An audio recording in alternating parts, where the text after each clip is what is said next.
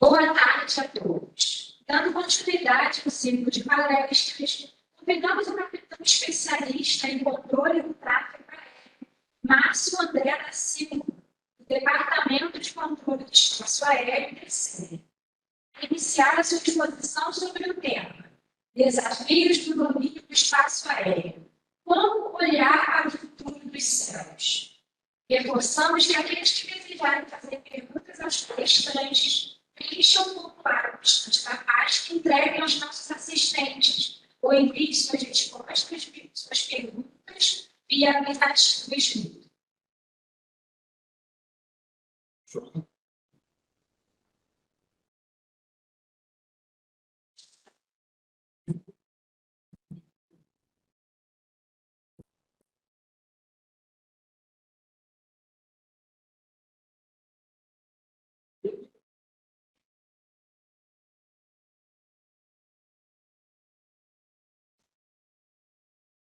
Bom, boa tarde a todos. Eu sou o Capitão André.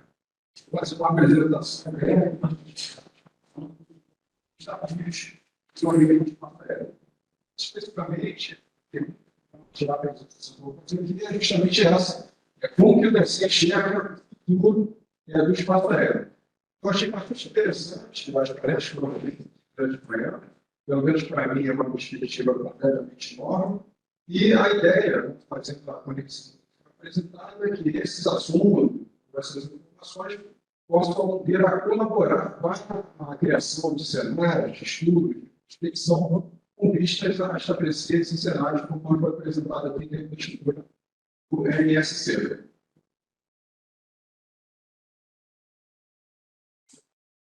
Isso pode ver.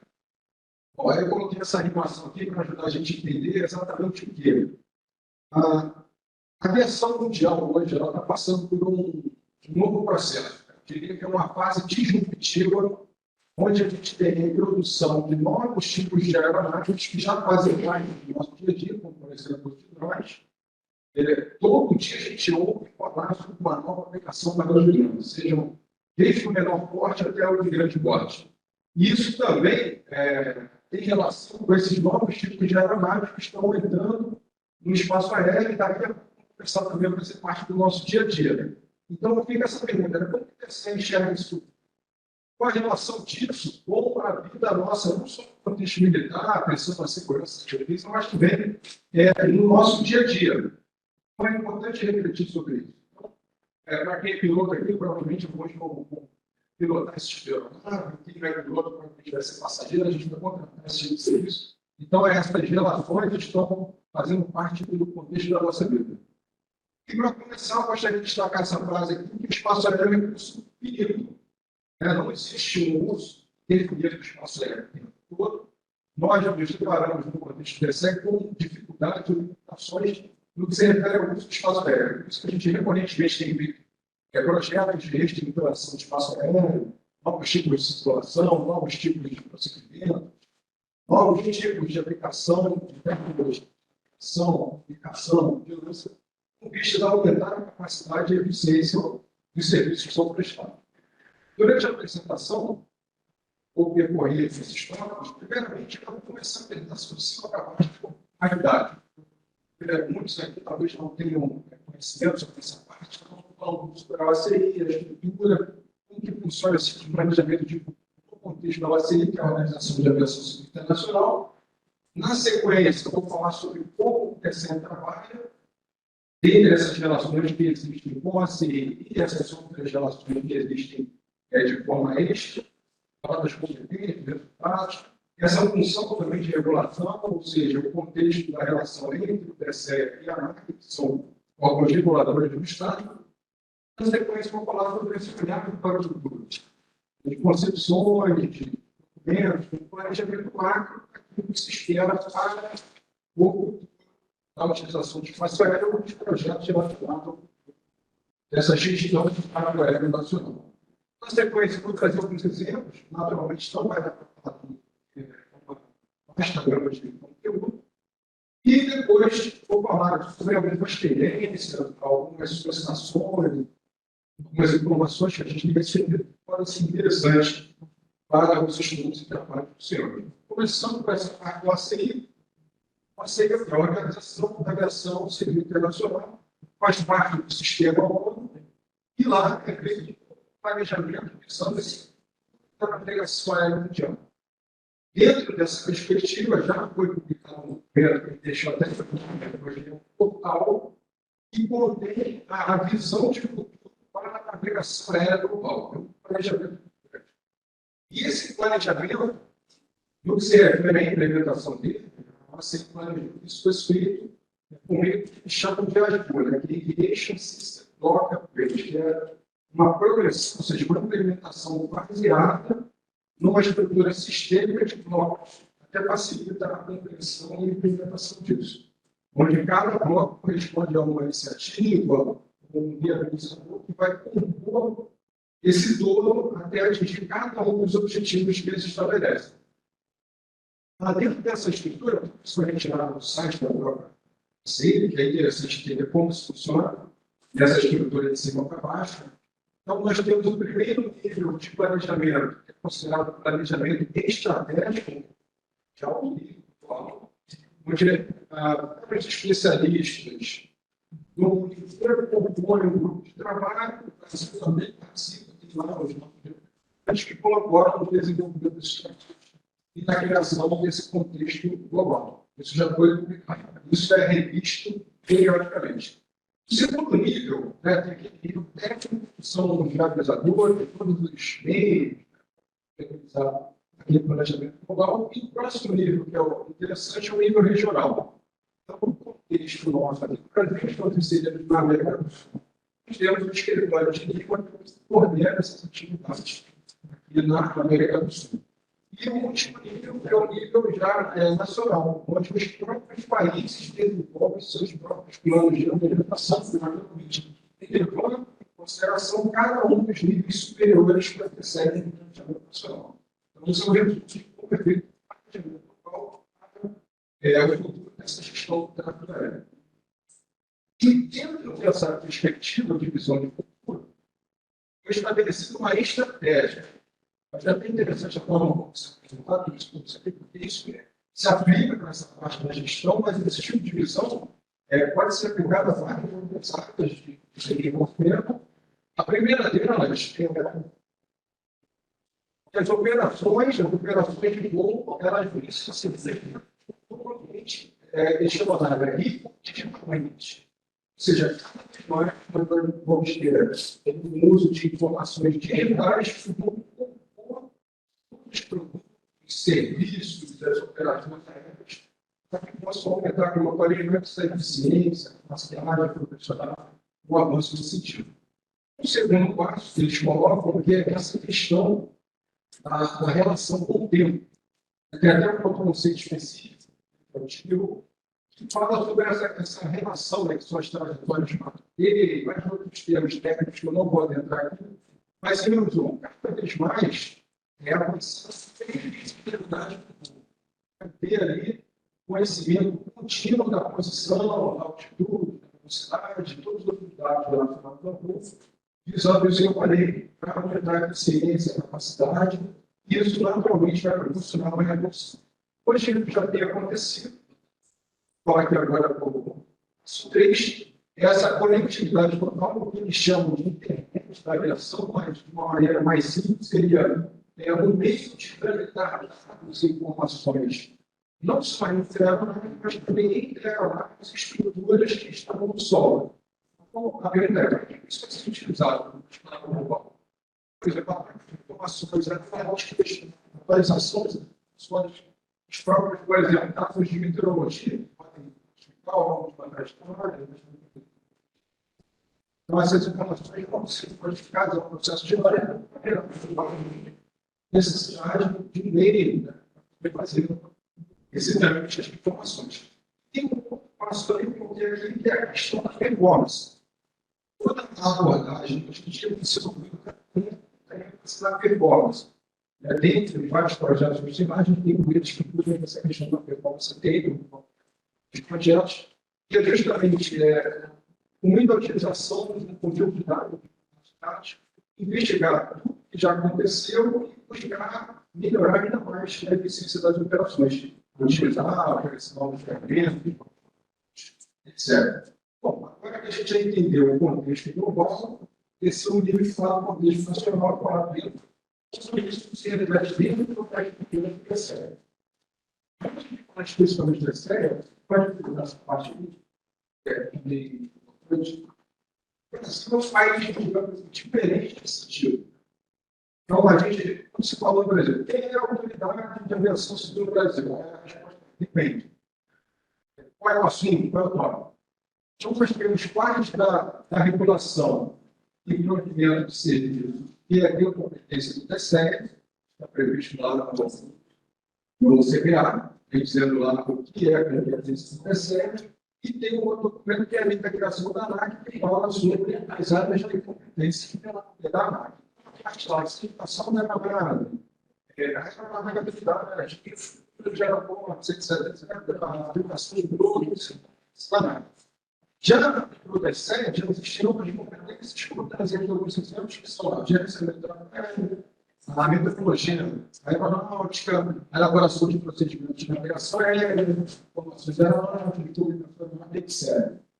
Então, terceiro lá no Brasil, nós temos a distribuição de CAD, onde cada uma dentro das pessoas excluída na atividade de Estado e a regulação desse tipo de atividade no nosso país. Aqui eu queria trazer a questão do legado, porque seja muita dificuldade. Em 2022, 80 atenção aqui tem. Não tem falas de parte da aviação, alguma coisa, os membros, fazendo aquela analogia que eu vou falar depois mais cedo. Eu sei que também pode falar sobre o Santos Dumont, inclusive são várias questões que são emblemáticas da aviação do nosso país. Então, o serviço que é prestado é um serviço de qualidade, de profissionalismo, as pessoas militares civis trabalham aí regularmente para atingir esse nível de qualidade de serviço. Para comprovar isso, este ano, o Brasil foi auditado, os auditores da OAC vieram ao Brasil para uma comissão para auditar os serviços que nós prestamos. Nós foram lá verificar, mostra eles evidências, documentos, ações e atestam o que é feito no Brasil. Então, o Brasil é muito bem posicionado, ficamos ali com aquele percentual de 95 pontos de atendimento aos protocolos, estruturas e requisitos que são estabelecidos pela CNI. Lembrando que assim, não faz isso sozinho, como falei antes, existem áreas de competência da marca, então, o que é da marca é priorizada, o que consegue essa tudo. Mas, apesar disso, que é um trabalho colaborativo, vamos em tudo excelente, o que comprova que o Brasil, em termos de adequação dos protocolos da ciência, de forma equivalente aos principais países da atenção mundial. Qual é a nossa visão de futuro? Entendemos que essa parte, mas não seria um pouco dessa visão de futuro. Nós temos alguns documentos que são os principais documentos que falam desse contexto de planejamento macro. O principal deles é essa aí, que é a concepção ATM nacional. Ele é um DCA, diretriz DCA 351-8. Então, ele traz várias linhas gerais, qual é a visão de perspectiva para os próximos anos e as áreas onde se pretende crescer, onde se pretende fazer. Lembrando que esse documento foi construído levando em consideração aquelas informações que estão no planejamento global que foi publicado pela ACI. Bom, falando sobre o documento que contém as informações, mas é que não é. Como isso será implementado? Então, a implementação desses conceitos, dessas tecnologias, dessa visão de necessidade se dará, é um processo contínuo, no meio do programa CIRIS, um programa. CIRIS, ele é um portfólio que contém diversos projetos. De diversos pacotes, e cada pacote desse que a gente não tem empreendimento contém projetos, pode falar com mais projetos. Vai ser realizado outros países, como os Estados Unidos, que lá eles chamam de Next Gen, na Europa, que contém esse de implementação dessas novas tecnologias, sistemas, etc. Mas isso foi batizado de programa CIRIS. E o que está contido? Quando tem esses conjuntos ou áreas, nós chamamos de empreendimentos. Se as senhoras e os senhores acessarem o site lá do Simples, vão poder clicar, né, os tópicos ali, e dentro de cada um daqueles tópicos existem referências de trabalho, de projetos, de atividades que estão contidas dentro desse programa Simples. Bom, mas e para o futuro? O que a gente tenta em relação ao futuro? Eu até participei recentemente de um evento, em relação a uma conferência, nós tivemos um colega lá que fez uma apresentação, e era uma coisa que ele estava apostando no novo tipo de aeronave. Aquela aeronave remotamente pilotada, que voava em altas altitudes com alta velocidade. E aqui foi apenas um exemplo, mas ele trouxe outros exemplos, né, nesse sentido de que a gente tem que haver uma expansão muito grande. A quantidade de tipos de aeronave. A gente recebe o vídeo que ele vai falar. Tem tipo de aeronave, ou seja, sendo uma espécie de uma motocicleta fora do correio. E outro dia, recentemente, era uma espécie de uma embarcação que ele iniciava o deslocamento na superfície.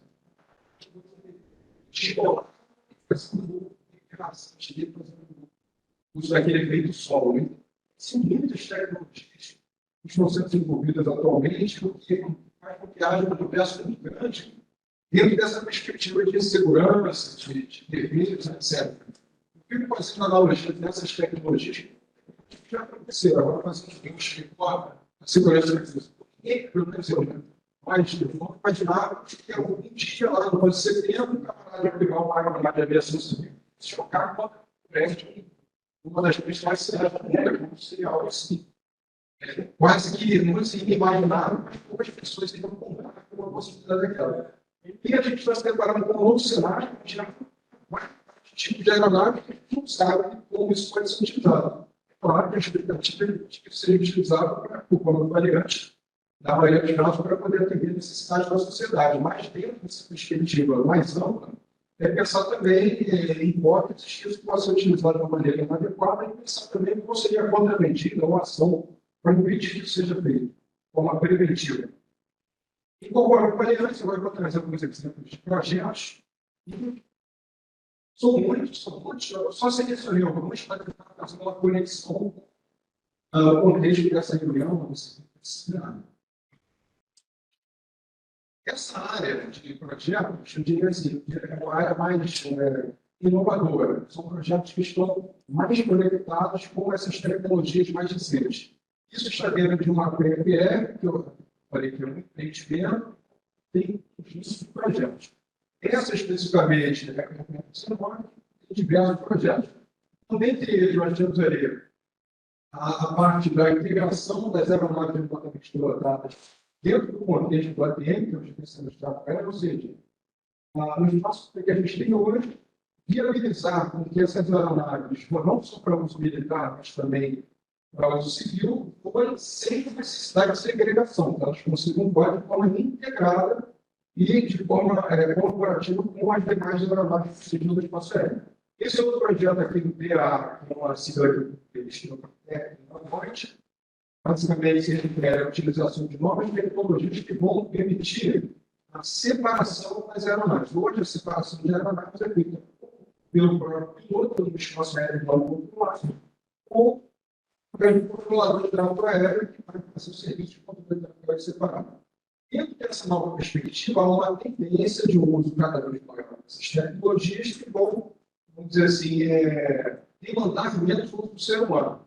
Isso já é uma consequência mundial, já se sabe que o avanço ou a escalabilidade dessas tecnologias fará com que haja necessidade de que tenhamos outros meios para auxiliar a separação que não o ser humano ali fazendo isso tem sido feito hoje, já é uma perspectiva.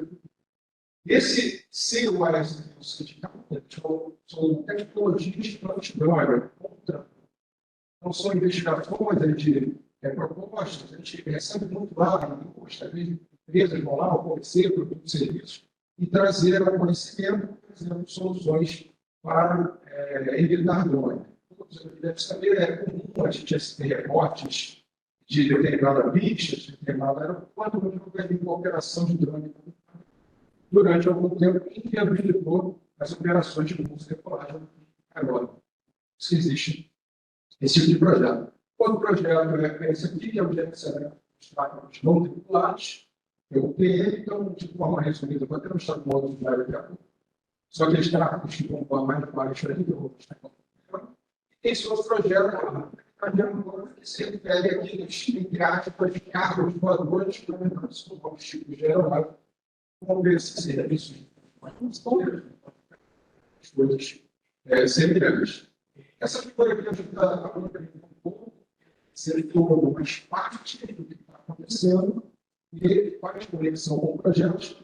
Então, hoje, nós continuamos a chamar essa estrutura maior de ambiente APM, onde os diversos tipos de aeronaves, seja aviação geral,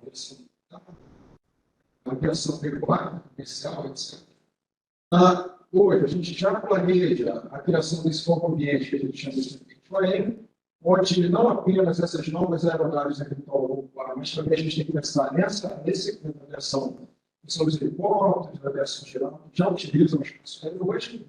E esse outro, que é bastante promissor, já está bem avançado, esse ambiente UTM, onde haverá de produtos e serviços, já tem várias empresas que já estão atuando nesse setor, seja para o delivery, como o transporte de medicamentos, sensoriamento, imagem, diversos tipos de aplicação que estão associados ao uso dessas novas tecnologias.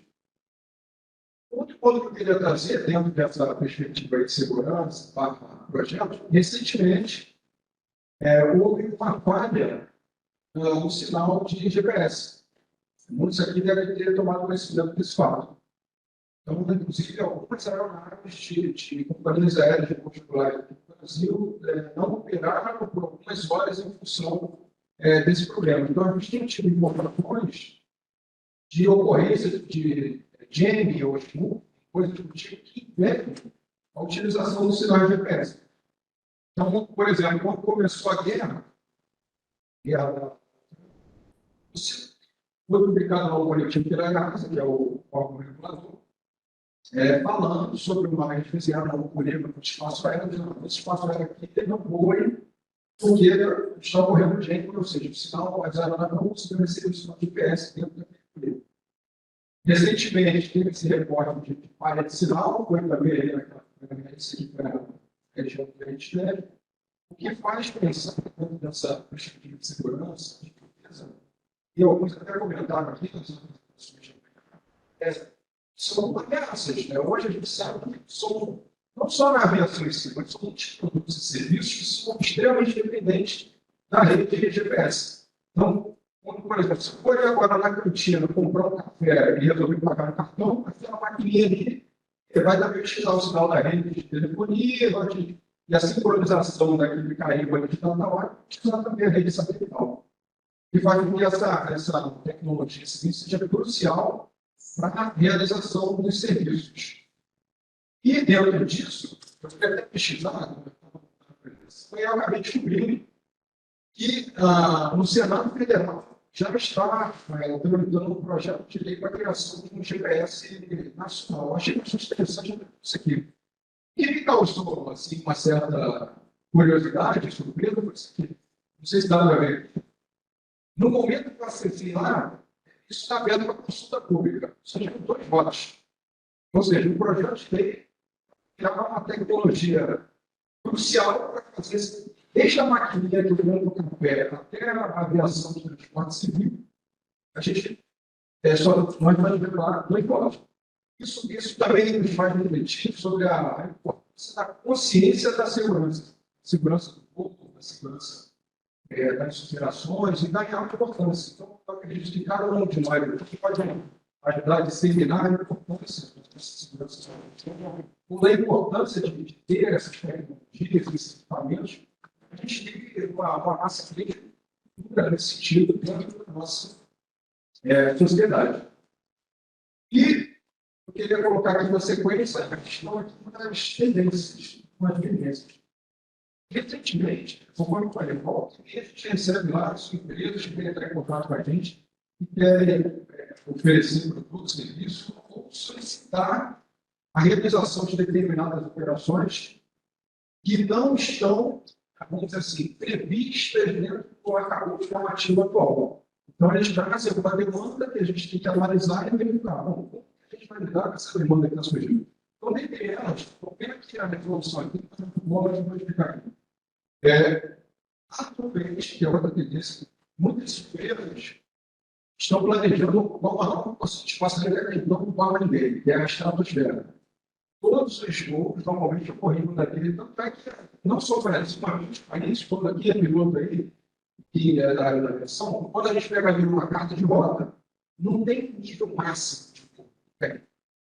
A gente vê lá, por exemplo, aquela rota, sei lá, é do nível 5.0 até o limitado, do nível tal até o limitado. A gente nunca se preocupou com isso. Só que agora a gente já tem uma demanda de voos em áreas que então embora também certa utilização de níveis mais altos. Mas hoje, para essa aviação veiculada, tem a globalização.